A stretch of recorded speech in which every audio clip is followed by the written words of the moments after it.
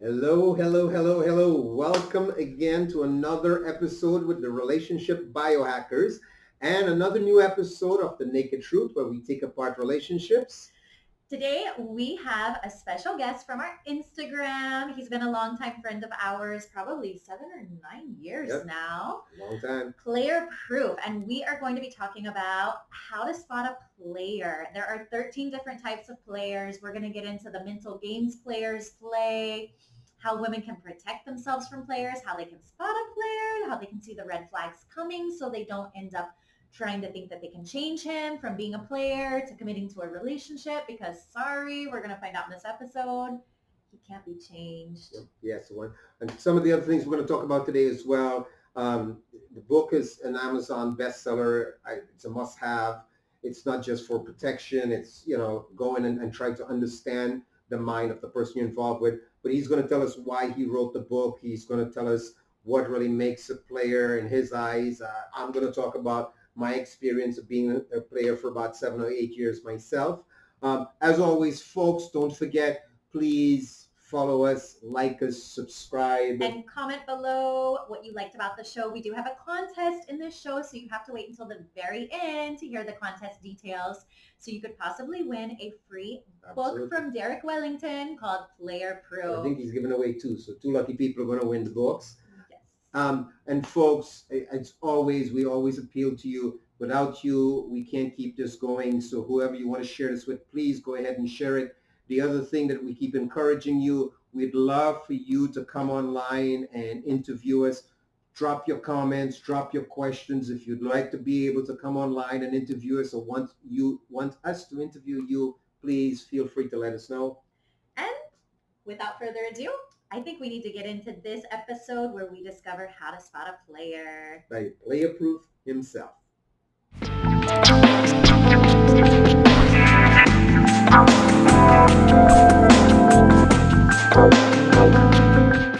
All right, ladies and gentlemen, we're back again. It's the Relationship Biohackers. I'm Kumar, my wife Shelly.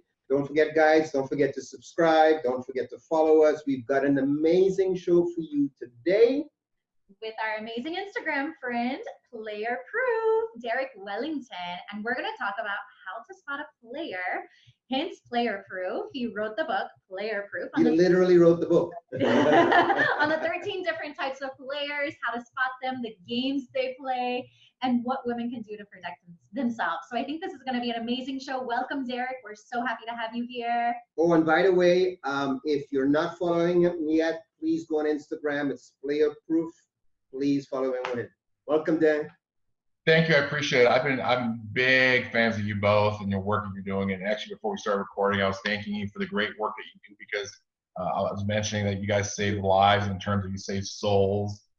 Because that is, if your soul is dying, then your life is dying, and you guys are saving lives in that regard. So, I tip my hat to you guys. I bow to you guys for all the amazing stuff that you're doing. Thank you for that. And dude, we appreciate what you do as well out there. All the different clients that you would talk to, who kind of give them guidance, and we've talked about this topic a lot, where there are so many people who buy into the victimhood of, oh, well, I got played or whatever that is. But at least your work is out there helping people understand, or at least giving them the tools to spot potential of somebody who, before they give their heart, realizes that they don't want to be in a relationship. Exactly.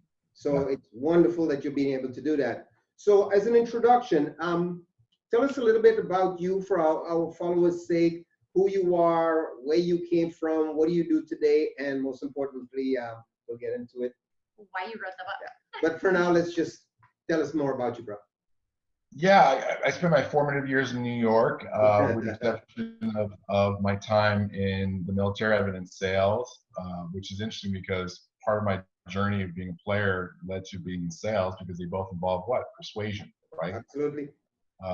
And so right now I lead a sales team for a technology company, and the book itself is a labor of love.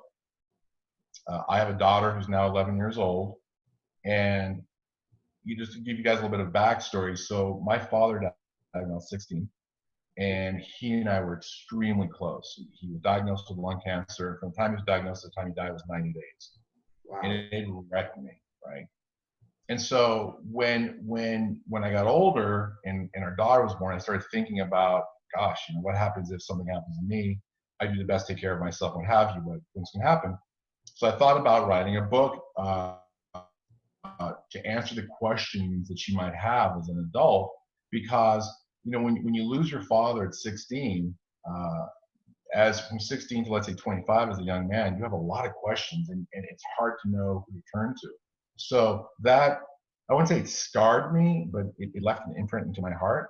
And so fast forward to my daughter being born, I thought, okay, I want to write a book for her that encapsulates lessons. And at first I wanted to write about life. I'm like, oh my God, it's way too much, way too cumbersome.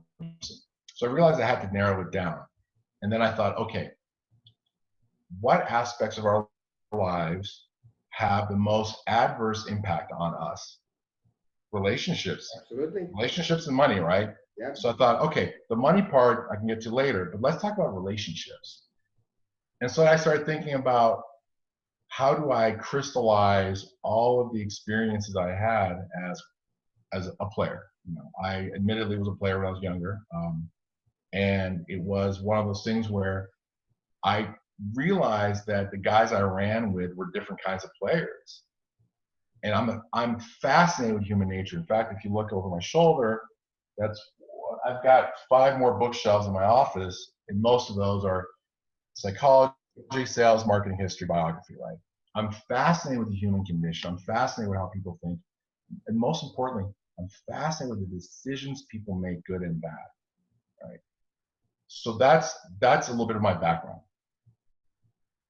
Wow. So get a little bit more into the book now. So you wrote this book, Player Proof. Did the process come out as easy as you thought? Or like, did you notice you were part of each of the 13 players? Like, where did all of this come from? Share a little bit more about that. That's so intriguing.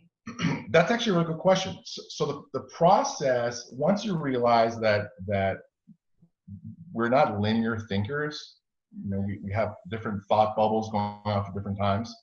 Once I realized that, then I was able to say, okay, at first I was trying to write it in a linear fashion, and it was just hard, brutal. I hated it.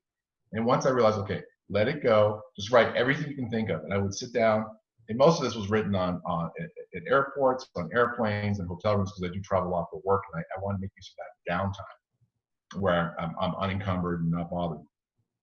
And when you start putting everything down, then you look at it, and I laid all the different, basically I had topics on cards, and I started looking at it, and it started making sense in terms of how to assemble it.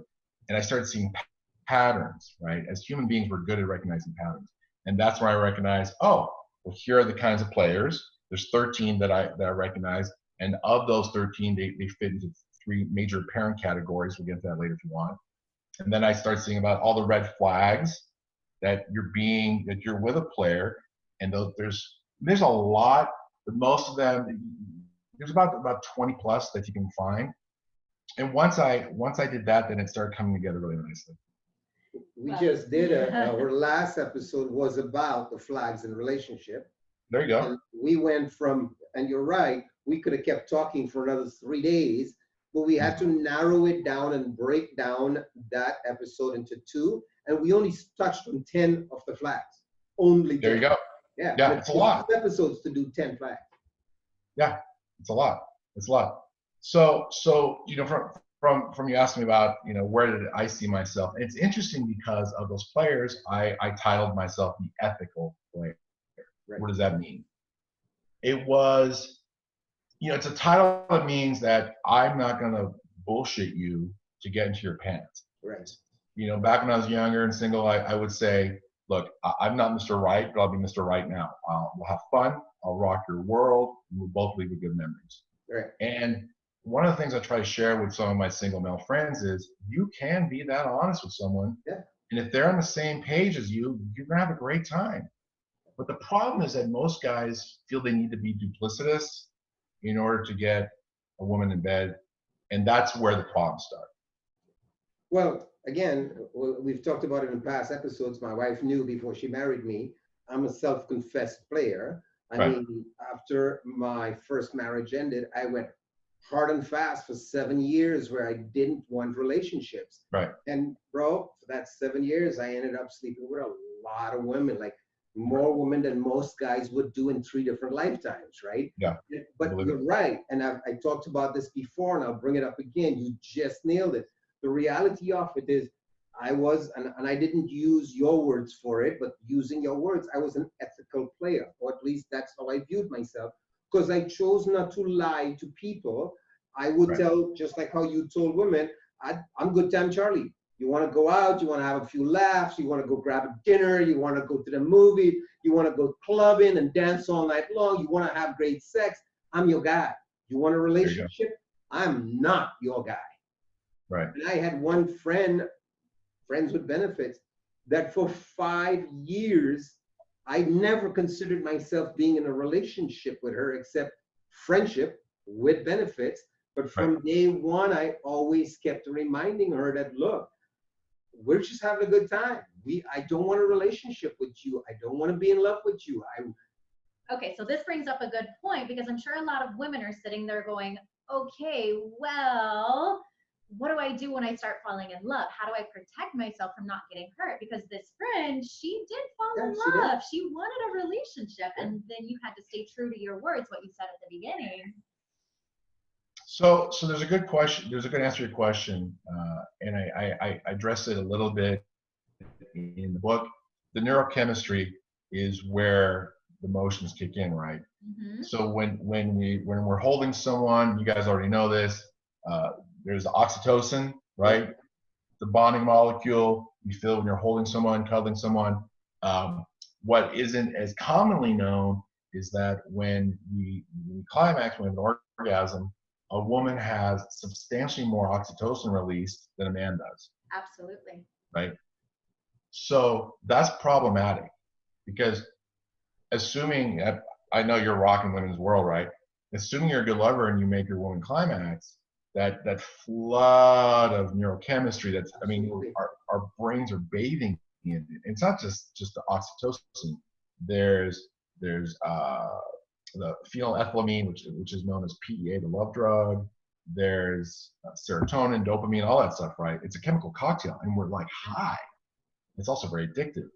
The oxytocin part is really tricky. So there's no easy answer to your question, except that when a woman embarks on that journey with a man, she has to realize that the more she's with him and the more times she's physically intimate and climaxes, she is going to bond to him. Absolutely. Absolutely. Yeah. I mean, we see it all the time. And well, and it's not even how many times she has sex with him. Most women, and we talk about this a lot, and we've seen you talk about it too, women need to have emotions. They need to have a connection first before they're even willing to have sex with somebody.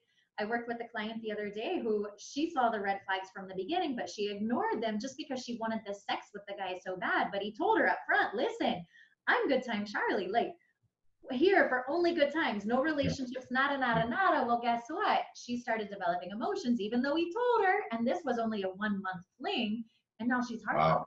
Wow.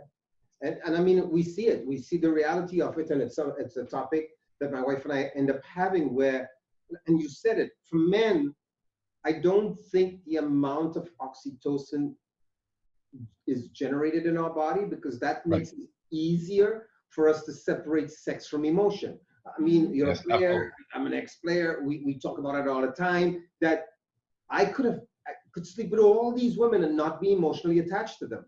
And women don't recognize that part of what makes them vulnerable is that chemical that's releasing in their body, and they get attached unless you know, like how you lived your life, but you thought like a man. I did sex like a man for so many years. I mean, I never developed emotions, didn't want the guy's number, didn't care about seeing him the next day. I'm like, no, I'm living my life for me. And there's so many women out there. I had just a Facebook comment the other day. A woman's like, I cannot retrain my brain to think differently. I need my heart in order to have sex. I can't just have sex and disconnect my heart. For so many women, that's so difficult for them to understand this concept of separating emotions from sex. They've defined sex as emotion, sex as love. Yeah. And that's really where they get in trouble. Yeah, I mean, part of that is that the neural pathways in our brain, and we repeatedly express the same emotions, and we repeat the same actions and thoughts, and what happens, it becomes, I saw a metaphor of a neural pathway starts as like a dirt road, and the more you repeat that habit, that thought process, what have you, then becomes a 2-lane freeway, then a 4-lane freeway, an 8-lane freeway. So to your point, if a woman's been doing that for years and years and years, for her to create new neural pathways, it's hard. Yeah. It's very hard. So then it gets into, prevention. And that's problematic, because if you have a woman who's very sexual, wants to feel the intimacy, and not just, I'm talking sex, but actual non-sexual intimacy along with sexual intimacy, then she's lonely, that opens her up to being played. Yeah, absolutely. And you had mentioned it before. One of the things is that when women start off with that connection, and you said the exact words, they become addicted. They're addicted to it, so they have to have one relationship after another, after another, after another, without taking time. Like, I can tell you that after my first marriage, it was literally 7 years before I considered getting back into a serious, deep, connected relationship where I'd consider marrying again, which I did. And when my second marriage failed after 10 months, as a relationship coach, that was scary, but 10 months that the marriage ended, I took literally almost a year off. Smart.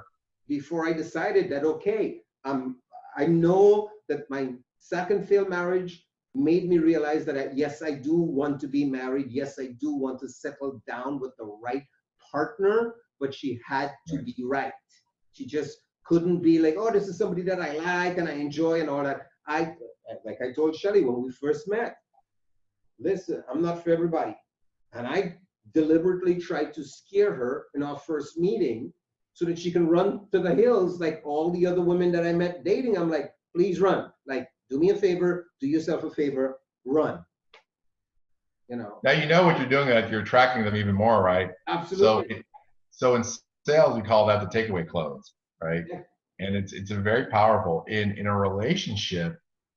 It's also powerful to women because now you're a challenge, right? You're like, hey, I don't think you can handle me. I'm a little too wild a man for you, which I used to say that, right? I wasn't trying to be, it's funny because I look back on it now. I wasn't like you. I wasn't trying to use some kind of manipulative technique or something. I was trying to be real, like, hey, I think I'm a little bit too wild. I'm too out there for you. I'm probably not the guy you want to hang out with. And then guess what? They want you even more. Yeah. Well, like I had said in one of our early episodes, and my wife always laughs about it, that I talked about the fact that a lot of women, I tell them, listen, if you're lucky enough, and I don't mean this egotistical, I mean that I was very particular about who I would allow into my sanctuary, which was my house. So if you were lucky enough to make it into my home, please do not leave anything. Don't think you're coming back for 20, if you're lucky enough to spend the night, because again, why do I say lucky? Because I was so particular that after sex, I didn't really, because I didn't want a relationship with any of these women, after sex, I didn't even want them spending a night. So I'd be like, please go home. Like, I'd call you in a couple of days. And that's why I said, if you were lucky enough to spend the night, which means I had to be like super comfortable with you, please don't think you can come back tomorrow. Because at that level in my life, I had now realized, because I could see the pathway and how easy it is to fall into a relationship.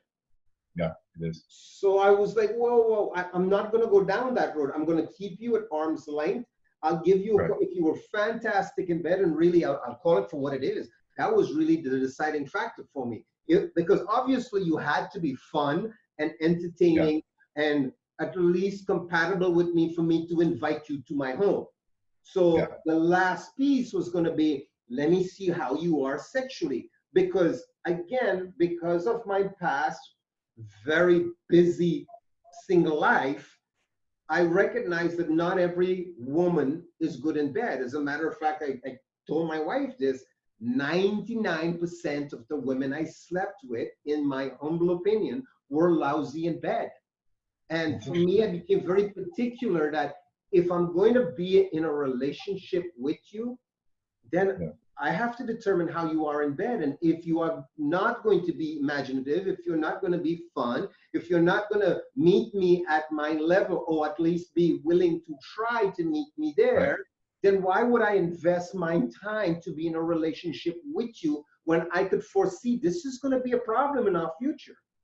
And Yeah. it's something that we see. We have so many female clients and male clients who reach out to us to either, hey, can you help my wife or my girlfriend? Because, you know, I want so much more sexually and she doesn't, or she's cutting off the sex. Well, and we were talking about this before we hit record, but like you said, Derek, and we say this all the time, women want the knight in shining armor. They want to be swept off their feet. They want the Disney fairy tale, where men want the porn star. Yep. So when we look at what men and women want, and then we look at why do some men, like you guys were the ethical players, but there Right. are some players who are more manipulative and more Absolutely. seductive. And so when we look at why do they do what they do, why do they have to manipulate women to have sex, it really boils back down to this difference in what men and women want.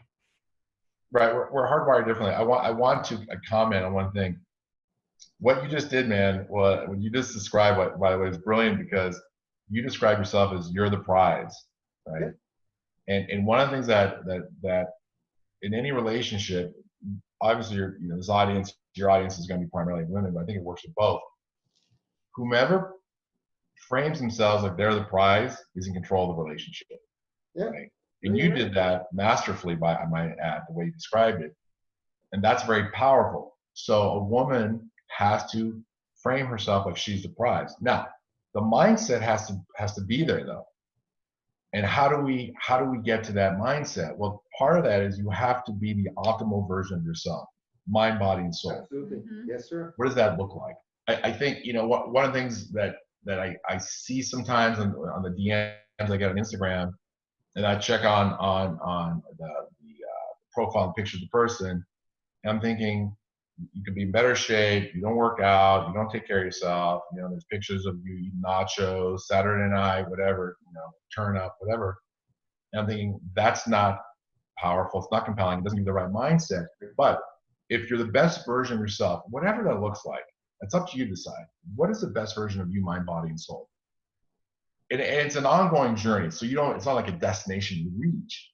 But when you start down that path and start down that journey to become the best version of yourself, then the confidence becomes magnetic to other people. And then you can get in a relationship saying, I am the prize. That's powerful. That's something women need to remember. And that's like I was telling my wife, I remember during that time, and you nailed it. During that time, I mean, I was working out in the gym regularly. I had a very good job that paid me very well. I had my own home. I was looking for other investments. I was doing yoga and meditation. I'd get up every morning and hike near a mountain near my house, like at 4 a.m. in the morning. So I was at peace with myself. And I remember going to the gym, and my nickname in the gym was, that's the mayor. Because I was so much in love with life that I just oozed confidence, and I oozed I'd have male friends come up to me and go, dude, like, what kind of drugs do you take? How is it fucking possible that you could be so happy, so high every single day? And I was like, I just love life. Like, we talked about it all the time because I'm trying to tap back into that energy after going through some mental stress and all of that over the last few years. I told my wife, for that 10-year period, Derek, I was flying high. Like I everything I touched turned to gold. Nice. I just oozed this confidence to the point where I'm a racer, so I'd be on my motorcycle getting on the highway, and being more than one time that I'd pull to the freaking side lane and take my helmet off because I was crying so much that I couldn't see. Wow. Out of gratitude, out of like, oh my God, like, whose life are you living? Please pinch me because this can't be real.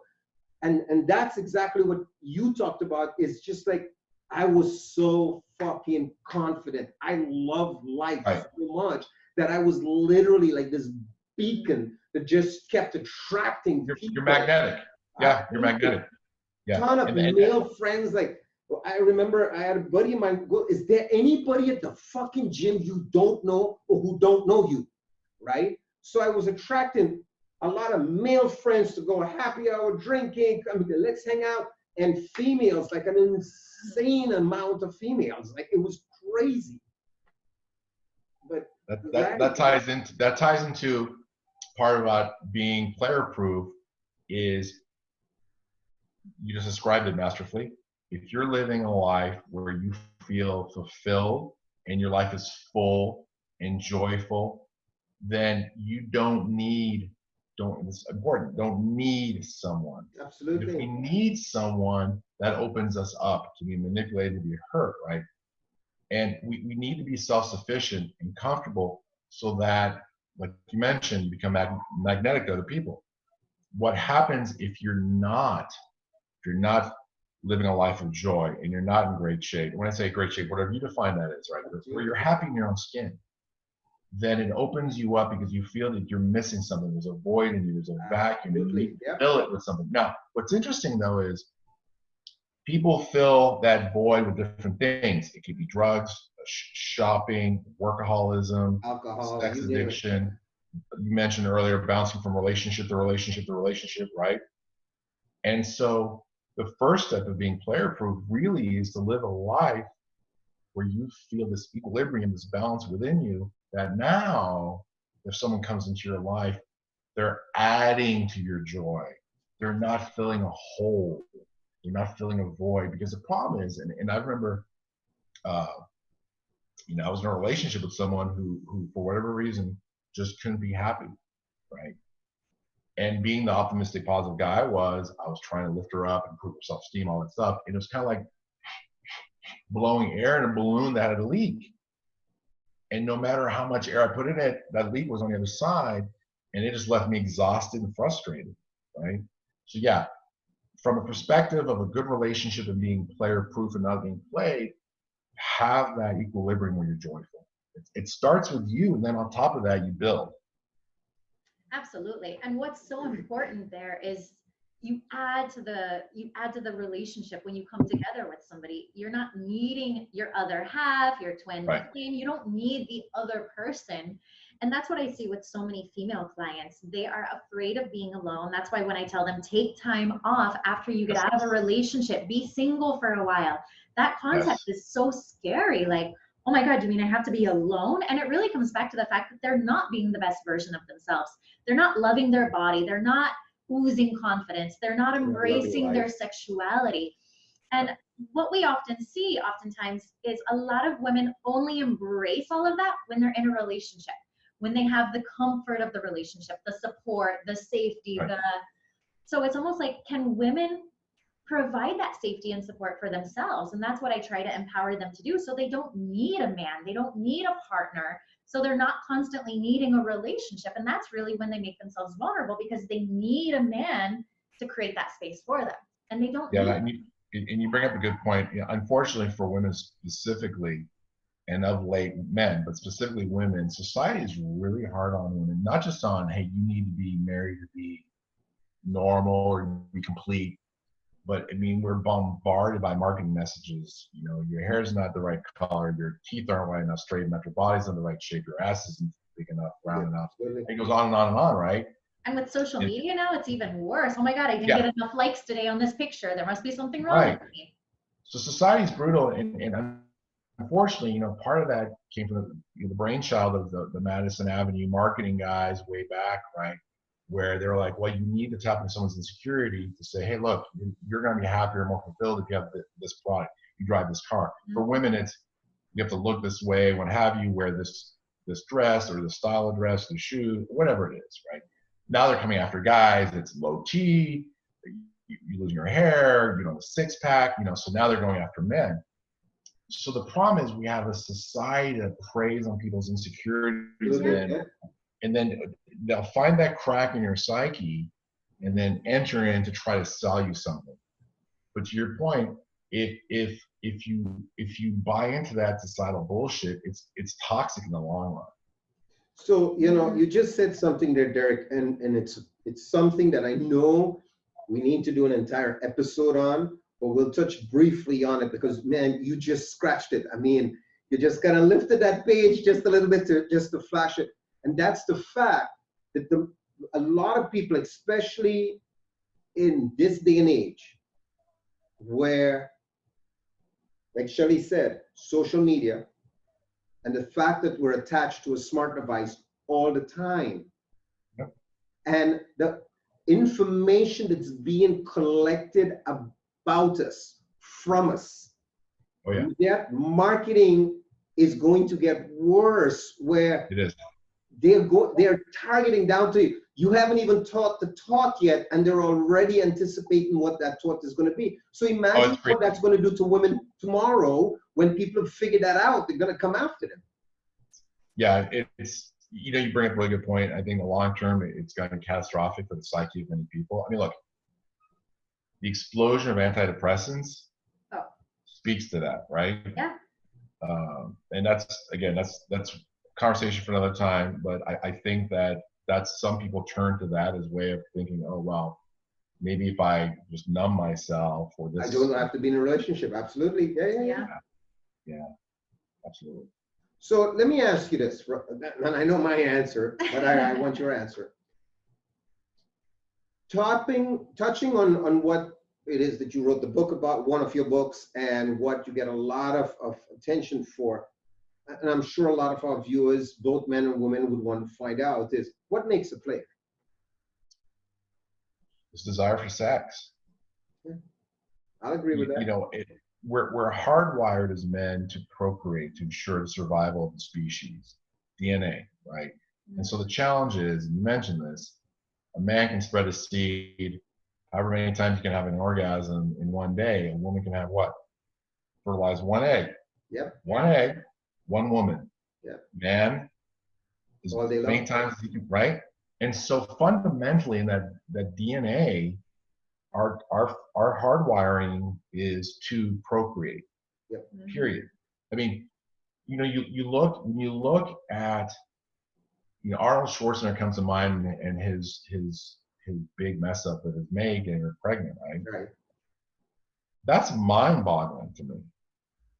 But when you step back and think about how we're hardwired, right? You can think about all the high-profile men who had affairs or what have you, and you realize that internal program in your DNA is very powerful.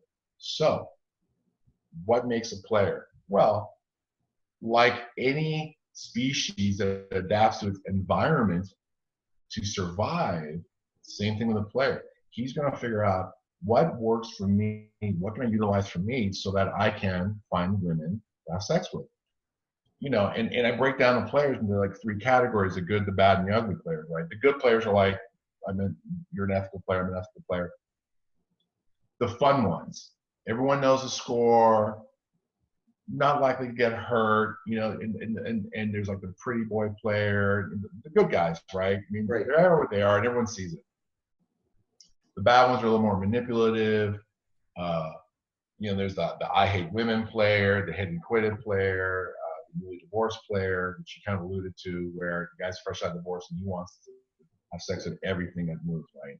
And then there's the bad, right? So we got the good, the bad, and the ugly. The ugly are the psychopaths, right? The narcissistic personality disorder guys.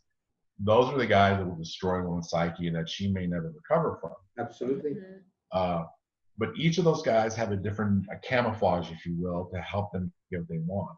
And that's the trick, right? It's trying to ascertain, hey, you have to take a step back and say, is this guy a player? What kind of player is he? And are you willing to play the game? You know, there's an old thing that says fair exchange is no robbery. So as a woman, if you're just looking for a handsome guy, pretend Charlie, right, who will rock your world and take you clubbing or a nice dinner or whatever, and you're cool with that, then you're good. The danger ends up when you end up with a guy who, next thing you know, he's telling you how to live your life, dominates who you hang out with, controls every aspect of who you are. That's catastrophic for you in the long run. So as a woman, when you want to be aware, men are different in that it's very rare for a man to get played. It happens, but that's a whole other conversation. And that's usually more of a financial situation, especially now with the explosion of websites like Millionaire Matchmaker, Seeking Arrangement, what have you. That's a whole other can of worms, right? But the biggest thing a woman can do is go in with some level of self-awareness and ascertain as quickly as possible. One, is he a player? Two, what kind of player is he? Absolutely. And then I know a lot of women are probably going to ask, can you change a player? Because I hear over and over, women think if I just am nice enough and if I do this, if I do that, I'm going to change him. I'm going to make him fall in love. Well, it kind of goes with what Derek was talking about just previously, where, you know, they meet a guy who's fun, who rocks their world, who takes them out to dinner, and the guy didn't like them. He put it out there, and before you know it, they're emotionally attached. They want to see him again. So, but from a man's point of view, when will you convert into a relationship? Like, okay, great question, and that's the one that comes up the most actually. There's two parts of that answer. So the first part is one, you can't. He has to evolve. Absolutely. Because he wants to, right? Yep. Now, what's interesting about a player, you know, again, I'm putting the category of like the good player, right? The bad and the ugly, you take those guys off the table completely, and you shouldn't be in a relationship with them, seriously, right? But the good player, right? The 3 or 4 player categories are good. Those guys will get to the point where they will have an epiphany and say, shit, this is meaningless or it's empty. I want more. I want something of substance. And this is like, and I've had these conversations with many of these players, myself included in this category, is you get to a point where you're like, you get home and you know, have great sex with this girl, or maybe it was a wild night, you had 2 girls, whatever it was, and you get to the point where like, well, shit, that was just empty. I want more. And that's when the epiphany happens, and now he wants to find a partner. Okay, really important. The challenge with that, though, is you'll find some guys that you know, I mentioned like the I hate women player, and that's the guy. I'll give you. There's an example in my book where I talk about a good friend of mine from way back when. Short version is, his mom had him very young. Dad was not in the picture. It was like a one night stand deal, and heartbreaking story. She put him up for adoption when he was about 6.5 years old. Right. Think about what that does to the psyche of a child. My mom doesn't want me. Now, he ended up in a great home and was raised well and what have you. But that scar, the emotional scarring of my mom doesn't want me, that was his internal message, right? And so it was interesting as I watched this guy, and this is over the course of like 15 years, I watched him, where he would go from woman to woman to woman. And whenever he met a really good one, I mean, a woman who was beautiful on the inside and outside, had her act together, he would start thinking like, well, if she likes me, there must be something wrong with her. She wants to keep me because my own mother didn't want me. Right. Yeah. Now, fast forward to, he's what, 45 now, 46? He's still single. Right? So, which ties into how do you find out what kind of player the guy is? Find out about his imprinting as a child. We're from birth, about 5, we're imprinted with, call it software of who we're going to be as human beings, of how we view relationships. We're going to watch our parents and how they interact, and the extended family and how they interact. And that's that imprint that stays with us unless we have self-awareness of, oh, wow, yeah, I'm like this because when I was born, my family was like this. My mom and dad were like this, right? So in the case of my friend, because he was abandoned, that's an extreme case. He was abandoned at a young age. He figures that he's not worthy to be in a relationship. So every time he met a really, and he met at least 3 that I remember meeting that were fantastic, with great lives, he'd self-destruct the relationship. Yeah. But you know, that's an interesting topic because, like you said, for myself, I literally had to fuck it out of my system. Where I remember, and I was telling my wife this, I remember there were times that it was fun playing the game. It was fun seducing. I love the excitement of meeting somebody for the first time. And like you said, we're salespeople, right? And seeing if I can sell myself enough to convince you to sleep with me. And I found that after years of doing this to myself, I'd get them to that point, and then I wouldn't want them. Then I remembered it started off where sex started becoming painful for me, like physically painful. I would feel Really? it into my scrotum. I'd be halfway through sex and I'd have this stabbing Oh, pain. So I would try gently to tell these women that, look, I gotta stop. And it is such a, I remember having these conversations in my mind whenever this happened, because again, it was physical pain. How do I gently break this to her without making her feel like I'm rejecting her, that she's not good enough or something? But this is a physical pain that I'm going through. So in that moment, I had to kind of, okay, how do I say this nicely? How do I not break her open by saying, you know what, I know we're halfway through sex, but okay, I'm done. I got to get up. I got to leave now. wow. Right. So it was, for me, I had to like really think of, okay, how do I do this gently? How do I bring her down gently? How do I tell her that? Because if I tell a woman in the middle of sex, I've put in all this time seducing her and talking to her and getting her to this point. How do I tell her now, which that doesn't sound like an excuse, that my balls hurt? I'm sorry. I And can't do it. how do you? Because I've never done that. Can't Well, I? That's crazy. That's wild. so it got to a physical thing for me. And then, like you said, I couldn't stop because I was addicted to the game.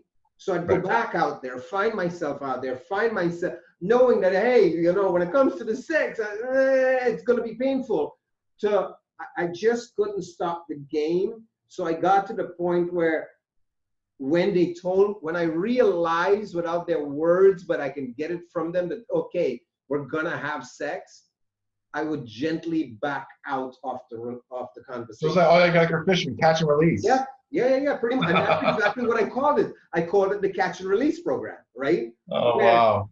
I remember I was at a trade show in Vegas and I had this model that I met through a friend. And we're standing at a bar in Mandalay Bay. And I remember she's giving me hints that she wants to come back to my room. And I'm like, yeah, you know what? I got a conference in the morning. I gotta be up at 7, and I broke this down to her. I'm looking at it going, it's 12:30 right now. If I have to be at that conference at 7, that means I've got to get up by 5 because I still got to do my yoga and my workout. So it's 1 o'clock now. By the time we get back to the hotel, I'm not a 30-minute guy. It's going to be at least 2 or 3 hours. So, you know, it's Oh, been nice, but I got to go. Right. And I knew it. So my oh friend man. was double dating. My friend was with her friend. And I remember the next day, I just shook his hand. I told him, I said, bro, I got to go. Gave them all hugs and I bounced. And the next day he met me on the trade show floor. And he's like, what did you do? And I go, what do you mean? And he goes, bro, that girl stood after you left. She stood looking at her friend. Her friend had to go up to her and go, are you okay? And she's just like, I've never been stood up. Well, no, she said she's never been rejected. Yeah, Because that she was makes a sense. model. And she's like, no guy is that. She's like, is your friend, like she's asking my buddy, she's like, is he okay? Because I pretty much kind of invited myself to his room and he just backed So, out and left, so right? yeah, that's crazy. So Doc, I can tell you for myself, because Shelly asked this question of me years ago, right? Like what converted me? So one, it was the physical thing. Two, I realized again, I enjoyed the game, but I didn't want to continue on with the whole sex thing. But I really recognized it, and you touched on it, what I was doing amazingly in life. I had a gorgeous home. The envy, my neighbors' wives would come over and comment on how amazing the house is and how I kept it. My neighbor used to call it the snake pit because it was just like, man, if I was a woman, I'd walk in here and drop my panties, right? So we used to joke around like that. But I remember I was doing well financially. And I remember laying in bed and going, I'd give it all up tomorrow just to be able to have somebody to share this with. And if it can't be this, less of this, but at least somebody to share this with, somebody meaningful. there you go. And that's where I had to evolve to, because like you said, and you nicely put it, I didn't think about it psychologically the way you kind of laid it out in steps. I kind of almost had an omnipresent sense of self looking in, watching now the evolution that I transpired into, to sex became painful. I lost interest in it once I can win the game. I was done, to wow, I really do, I don't want to do this anymore.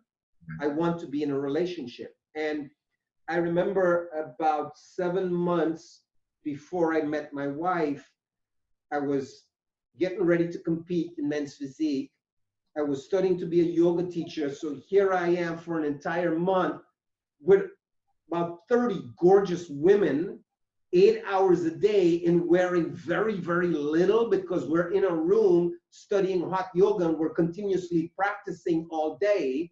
I remember taking pictures, and here I am in a little Speedo, because when you do hot yoga, it is so fucking incredibly hot that any kind of clothing at all drives you nuts, right? So I'm in a little fucking Speedo, fit as fuck, because I'm competing in a few months, surrounded by these beautiful women, and I wanted nothing to do with any of them. Like, nada, not. And I'm thinking to myself in the middle of this, bro, like 2 years ago, you'd be like, okay, which one am I going to take home first, right? Like, and That's the here I evolution. am for an entire month, and made some good friends, got to know these girls. Few of them hit on me, and I pretty much just put it out there, and I'm like, you know what? I'm not interested. I'm in another space where I'm doing me. I'm not looking for anything. I'm doing me. I want to go home and make dinner and just kick back and relax. I don't need a relationship. I don't want a relationship. I absolutely don't want sex. As a matter of fact, when I met you, I told you that. Yeah, absolutely. Like, it's me and my dog, and we're gonna go to Mexico, and fuck it, I'm out. I don't need. And I'm I not. changed you. Yeah. Timing. You were the right woman at the right time. That's what it is. The right woman at the right time. Yeah, It's like, absolutely. I kind of led into our next question, which is, when is a man done being a player? And you alluded on it, and I just spat out a whole shitload. But please, I want to hear your take on it. I think it's going to vary. Your mileage will vary. It depends on the individual. It depends on the guy. Generally speaking, I think once you hit late 30s, early 40s, generally speaking, unless a guy, I've seen some guys mid 30s. If you're a woman, you're dating a guy in his 20s, you're wasting your time. Pretty much. It's your if he's, this is important, right? And you guys probably would know this better than I would. But I remember seeing an interesting study that I think it was Match.com did, and they did some kind of algorithm to look at what percentage of male and females got the most emails, right? And you probably heard of the 80-20 rule, and you get 80% of your results for 20% of your efforts, and in sales, 20% of salespeople make 80% of the money. On Match, if memory serves me right, it was 90-10. So what happens is, by society standards of what's most attractive, right?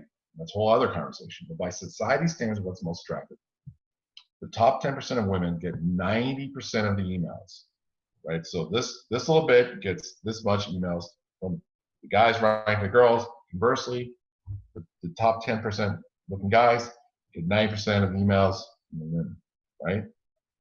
So what that means is that, where does that leave people? It goes back to having self-awareness in terms of who's a good fit for you, right? Who's a good fit for you in terms of, do you look like a good pair, right? Are you pretty close physically? Are you pretty close financially? Or at least, are you pretty close in terms of where you are mentally? Really important. Because there's another study that was done. This goes back to when I was researching my book. So when the first iteration of my book was everything that I knew, and I put it out there, banged away. And then it was, is there a scientific basis for what I just wrote, right? And then I buried myself in books and studies on relationships, pairing, mating strategies, what have you. Incidentally, women have two kinds of mating strategies. There's a short-term mating strategy and there's a long-term mating strategy. We can get into that later if you want. But the issue is, when you're looking to be in a relationship with someone, it's really important that you're a good fit, right? Where people get in trouble, and this goes back to one of the research studies, and let's say, and again, it's going to sound harsh, but this is a study. that whole 1 to 10 scale in terms of physical attractiveness, right?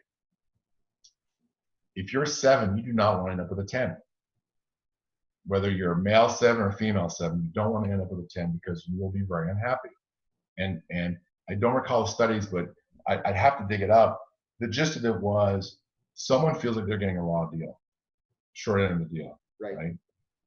And so there has to be some kind of balance. And you know, a lot of times we see like the wealthy older guy with a really pretty younger woman because there's like this, okay, well, hey, youth and beauty, power and money, old as history, right? Which is also why divorce rates skyrocketed after 2008 during the Great Recession because Mr. Power Money lost his power money, but she still had her youth and beauty. Yep. She's like, see ya, right? It's just a harsh reality. So you want to find someone that you're a good fit with, physically, mentally. You both are in the same place financially. You know, not to be an ass or anything, but if you're dating someone who's got like a 780 FICO score and you're like 400, there's a serious mismatch in terms of how you handle money, and that's going to cause a lot of problems. The relationships that work are the ones where there's parity, right? The woman feels like, hey, you know what? I'm doing good here. He's a good man. He takes good care of me. He's handsome, right? Same thing. He's happy. She's a good-looking woman. We're a good pair. We have a lot of fun. But at any point in a relationship where someone feels like they're getting a raw deal, a bad deal, that inevitably leads to divorce and breakups. So you have to be, that was a very long-winded way of saying you have to be realistic about who you're going to end up with and who you feel you can end up with, especially if you're on some online dating app. Because if you're emailing the quote-unquote pretty boy, you know, on Match or Tinder or you know, whatever, Coffee Meets Bagel or Hinge or whatever the sites are nowadays, right? If he's way above you in terms of attractiveness, again, you have to have some self-awareness. I know where I fit in the spectrum of looks, right?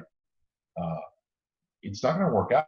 It won't work out. Not long-term. Short-term, it might, especially where a guy, you know, going back to the player thing, if there's a guy who's all about his, you know, bedpost notches of how many women he's slept with, he'll take you for a spin. You're never going to hear from him again. No, Yeah, exactly. And that's when women feel used and that they were blind. They were blind to the red flags, and the red flags were right in front of them. But that's really good. Yeah, or they think again that they can change him. You can't change anyone. Look, this is really interesting, right? Because I actually gave a presentation to my sales team in January about changing customers that were trying to change over from our competitor to us. And there's a really interesting study that was done about change in terms of people who went to the doctor and found out they had some kind of illness that would require dramatic lifestyle change, or they would die, right? And something like 28% did not make that change. Now, wrap your brain around this for a second. Your doctor tells you, hey, Mr. Patient, you have XYZ illness. If you don't make the certain changes, which includes medication and some lifestyle changes, you're going to die. 28%, right? So if someone is not willing to change themselves, 28% of the population are willing to change themselves to save their lives. That's insane. It's mental, right? No, absolutely. If 20% of the population isn't willing to make a change to save their own lives because they're too ingrained in their habits, smoking, overeating, whatever it is, right? How do you think you're going to change something? It's impossible. Yeah, not at all. You see that with a lot of your clients. I see it all the time. They're seeing that their behavior is flushing the relationship down the toilet, or their beliefs, and they will not give it up. And yet they're like, oh, but I want this relationship, but you're not willing to change. You don't want to give up the belief system that's not working for you, or your behavior that's not working for you. No, that's more important. Yeah. And, you know, it taps into something that's interesting because denial is a very strong human emotion, right? So the resistance to change is a big one, right? The second part is denial. I read a really interesting book last year about the whole subject of denial, right? And there's a part of it that really hit me hard. We were talking about, they interviewed concentration camp survivors, right?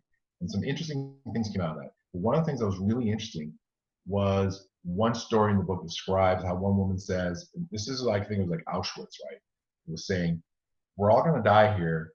I heard a rumor that there's gas chambers and that we're not being sent over there to be de-liced, which was the story the Nazis would give them to corral people into the rooms and be gassed, right? It's a horrific story. What was interesting in this particular story was they said that this woman who said that was violently attacked. How dare you spread such fear amongst us? That's a lysing area, de-lysing, right? So the propensity for denial in human beings is very, very powerful. I mean, think about that. You're in a situation, a concentration camp. Someone says something you don't want to hear, right? And the person's trying to say, look, we need to escape. We need to break out. We need to attack the guards because we're gonna be killed. They attack this person, right? So the propensity for denial is really strong, and we have to take a step back in our own relationships, in our lives, and really think, am I in denial of something that's going to hurt in the long run? Yep. No, absolutely. That's a really good point. So we could continue with this conversation forever. Any more questions? Well, for Derek, I think I covered all. So I do want to touch with one thing before we wrap it up, Derek. And I know it's something based on all the research that you're doing. It's something that we've talked about as well, but I wanted your feedback on it. I alluded to it very, very early in the start of this conversation, and it's technology. And like Shelly and I met online. The website was called Spiritual Singles. I think we've been the poster children forever on it, and they just followed us through our journey of how we met, and the fact that how we got married, because we zipped off into the jungles of Costa Rica and got married by a shaman. I mean, it was right out of National Geographic. But we're seeing, and Shelly made this point, we were having a conversation the other day about this, and let's go back 9 years. And 9 years ago, when we met, yes, we met online, and back then it was like, oh, you're online people, right? It wasn't that face-to-face thing that you and I, as salespeople, had to do, where it is all face-to-face, right?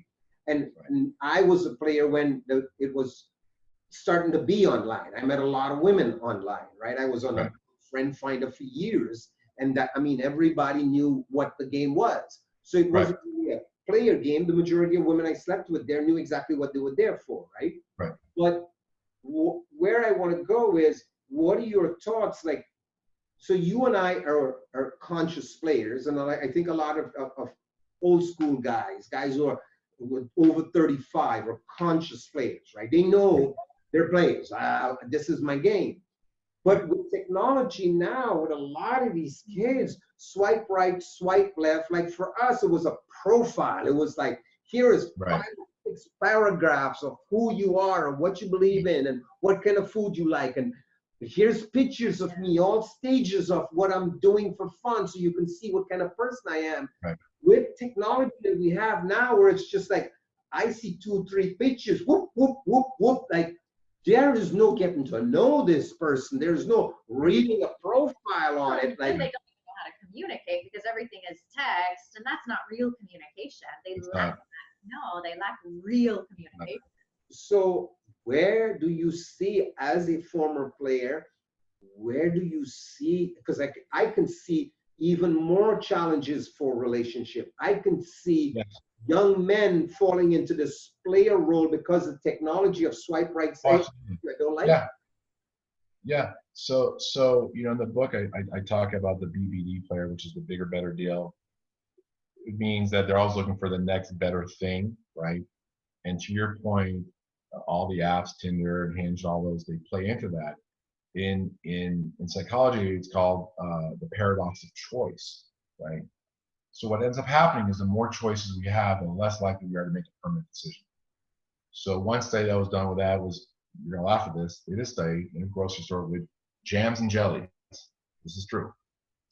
And so they had about, I believe it was like something like 18 to 24 types of jams and jellies. And they had hidden cameras in that aisle, and they watched as, you know, buyer, shopper after buyer came, and they would look and look and look, and there's so many choices that it was too much, and they would walk away. Let's walk away. So then the second part of this experiment was they narrowed it down to like 5 jams and jellies. That was it. sales skyrocketed, right? And so what ends up happening is when we have too many choices, we're afraid of that we're going to make the wrong decision.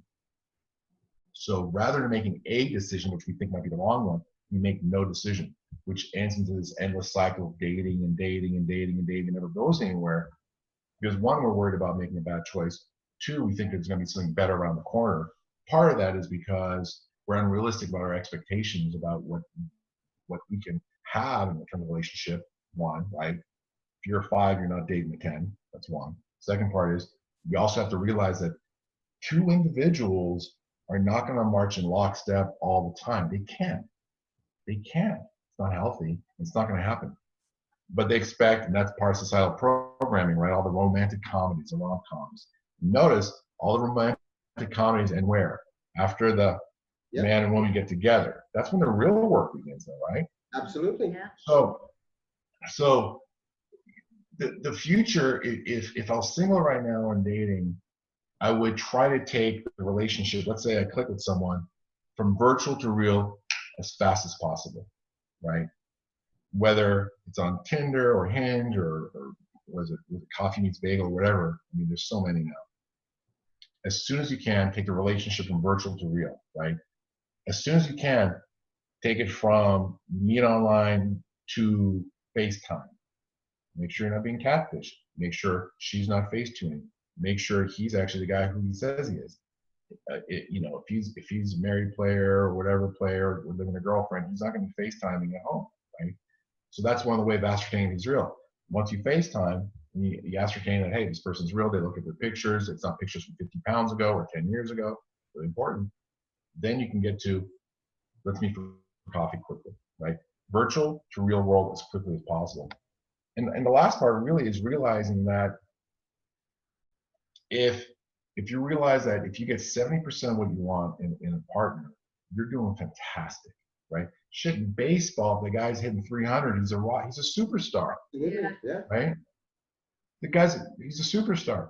But if you get 70% what you want in a relationship, that other 30, you have to think to yourself, I got 70% what I need here.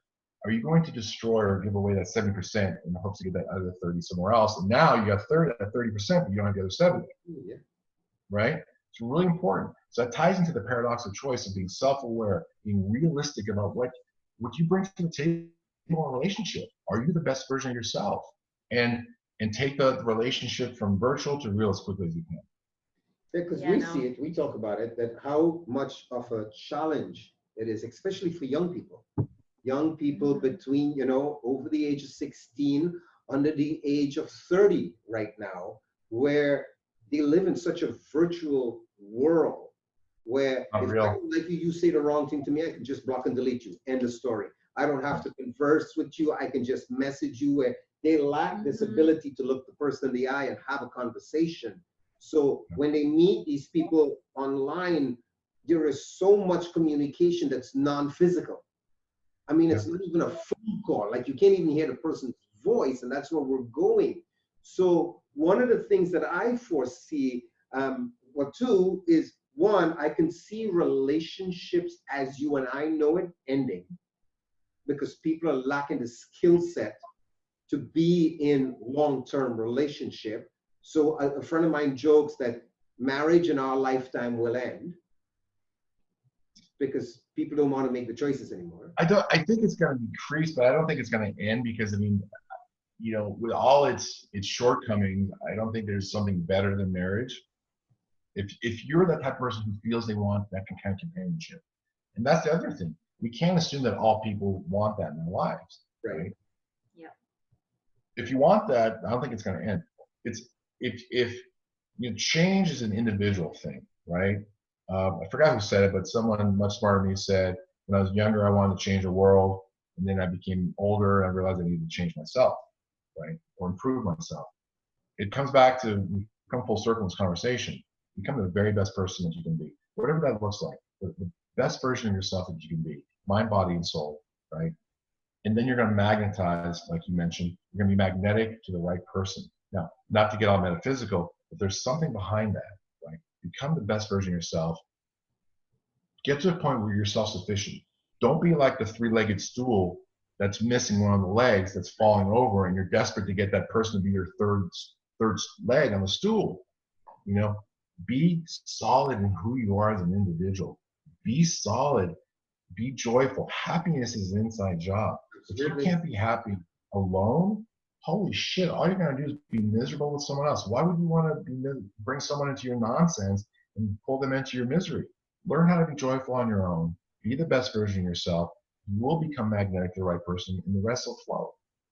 Absolutely. I think that was a great sum up. We came full circle with but being self-aware. But I got one more for you though, and it's just before we wrap it up, because remember I said it was two things. The other one, Derek, was, and I had said it before, anybody who's over 35 or 30 and chooses to be a player, it's a conscious choice. Right. A lot of these young cats today who are swiping right, swiping left, I see them being players without being conscious that they're a player. I don't even think I could even credit them with being players, right? Because one of the complaints I get is that most young guys have no game, no charisma. They don't know how to seduce. They don't know how to engage in playful banter. Swiping, and then a girl swiping back because she thinks you're hot is mindless. Yeah. So they're not even, you can't even say that they're players because it takes two parties, right? And if the girl's not on Tinder, then she's not going to be played. Being a player means you know how to seduce a woman, you know how to, the chemical cocktail going in her brain, you know how to make her laugh and make her wet without even touching her. That's being a player. Being able to seduce a woman with good flirtation and sexy banter, that's being a player. If anything, I think the ease at which these apps have made to connect with other people have crippled men's ability to be good seducers. It's crippled their ability to even talk to a woman in public. That's the other thing I hear a lot. Guys are afraid to approach a girl in public because they don't know what to say. Oh, no shit, because all you're doing is swiping, and now you're was a muscle, your ability to talk to a woman and be charming and charismatic and be seductive is atrophied to nothing. Shit, put down your phone, go outside, go talk to someone, start seducing each other. That's where it's going to need to come back to. And that's where I alluded to you when I said in our lifetime we can see this concept of, and I mean it's not as drastic as, oh well, relationships will end completely, and like you said, the concept of marriage, a certain percentage will always go there. But like you just said, that muscle is atrophied. So a lot of people are lacking the ability to be in relationships. And yes, true. Well, and if they don't have the skills to be able to seduce and playfulness and tease, then how are they going to keep a relationship once they get it? You're right. That's a brilliant point, and they won't be able to. No. So the overarching point is, does it bode badly for long-term relationships and marriage? Sadly, yeah, I think it does. I'm hoping that eventually the evolution will be, hey, let's put these down and let's go back to meeting. Life is cyclical. So I think eventually the cycle will go back to people just wanting to meet in person again.